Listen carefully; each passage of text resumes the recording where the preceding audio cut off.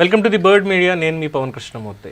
ఇదైతే నాకు కొంచెం ఒక రకంగా షాకింగ్గానే ఉందంటే ఆంధ్రప్రదేశ్ ప్రభుత్వం వడ్డీ గడుతుంది తెచ్చినటువంటి అప్పులకి అనేది ఓకే, కానీ బట్ ఆర్థిక శాఖ విడుదల చేసింది అని చెప్తున్నటువంటి కొన్ని గణాంకాలు చూస్తే ఎక్కడన్నా తప్పు చేస్తున్నారా, లేదు తప్పుడు సమాచారాన్ని ఇస్తున్నారా అన్నటువంటి అభిప్రాయం అయితే నాకు నిజంగానే కలుగుతోంది. అయితే దీని మీద I request honourable minister Payyavula Keshav garu to clear all the issues and doubts against this. ఎందుకు ఇది అంటే, ఒక వార్త చదివా, జగన్మోహన్ రెడ్డి గారి వలన 300 కోట్ల రూపాయలు ప్రభుత్వం కడుతోంది అని చెప్పి. ఇదేంటన్నా ఆయన 300 కోట్లు కట్టడం ఏంటి దేనికి అని చెప్తే, రాష్ట్ర ప్రభుత్వం 312 కోట్ల రూపాయలను ప్రతి నెల కూడా 312 కోట్ల రూపాయలను వడ్డీ రూపంలోనే చెల్లిస్తోంది అంటూ ఆర్థిక శాఖ ఇచ్చినటువంటి స్టేట్మెంట్.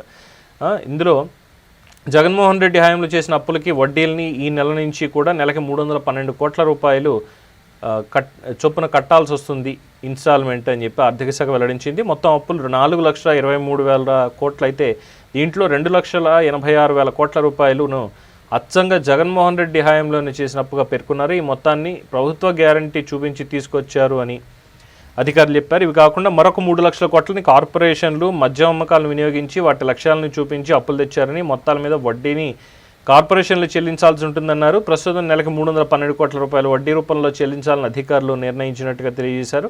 ఇప్పటికే చాలా మేరకు వడ్డీలు కూడా పెరిగిపోయాయని, ఇలా ఉంటే మొత్తం అప్పుల సంగతి ఎలా ఉన్నా ఏటా 3,600 కోట్ల రూపాయలను వడ్డీగాని చెల్లించాల్సి రావడంతో ఆ మొత్తాన్ని ఎలా సమీకరించాలి అన్నటువంటి విషయం మీద ఆర్థిక శాఖ మంత్రి పయ్యావుల కేశవ్ తర్జన భర్జన పడుతున్నారు. ప్రస్తుత బడ్జెట్లో వడ్డీలకు సంబంధించి కేవలం 1,200 కోట్లు మాత్రమే అలాట్మెంట్ అనేది ఉంది.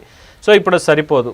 దీంతో ప్రతి నెలకి 312 కోట్ల రూపాయలు చొప్పున చెల్లించే విషయం మీద ముఖ్యమంత్రితో మాట్లాడాలి అని చెప్పి పయ్యావుల కేశవ్ భావిస్తున్నారు అనేది తెలుస్తోంది. సో అప్పులు చేశారు, ఏ విధంగా తెచ్చారు, ఏం చేశారు అంటే, మన రాష్ట్ర అప్పు ఇప్పుడు ఎంత ఉందంటే 10 లక్షల కోట్లను కొంతమంది, 14 లక్షల కోట్లను కొంతమంది ఇస్తారు స్టేట్మెంట్లు. దాన్ని చూసి 14 లక్షల కోట్లు నిజమేమో అనుకుంటాం, 12 లక్షల కోట్లని అనుకున్న అభ్యంతరం ఉండదు. సరే, వేరియేషన్ బాగానే ఉన్నప్పటికీ కానీ లెక్కాపత్రం ఉన్నటువంటి లెక్కలు, అప్పులు లేనటువంటి అప్పులు, ఇలాంటివన్నీ చాలా డిఫరెంట్ ఒపీనియన్స్ తోటి ఉన్నాయి. మరి ఇలాంటి సమయంలో రాష్ట్ర అప్పు ఎంత అంటే, అటు ఒక 4,05,00,000 కోట్లు, ఇది ఒక ఉన్నటువంటిది 2,86,000 కోట్లు, 2,86,000 కోట్లు, ఇవి కలిపితే ఎంత అవుతుంది, ఇంకెక్కడ ఉన్నాయి భారతదేశంలో డబ్బులు, అయినా ఎవరు తీసుకున్నారు అక్కడి నుంచి అంటూ చాలామంది విమర్శకులు ప్రశ్నించడం, అదే ఆంధ్రప్రదేశ్ నుంచి. మరి చేసినటువంటి అప్పులకి వాటికి వడ్డీలు కట్టకపోతే ఏమవుతుంది? అది ప్రభుత్వం అయినా కామన్ మ్యాన్ అయినా ఖచ్చితంగా దాన్ని క్లియర్ చేసుకుని తీరాల్సిందే. పాలసీ మేకింగ్ అనేది ఉంటుంది. లోపభూయిష్టంగా ఉంటే ఇలాంటి విపత్కర పరిస్థితులే మనకి ఎదురయ్యేటువంటి అవకాశం ఉంటుంది.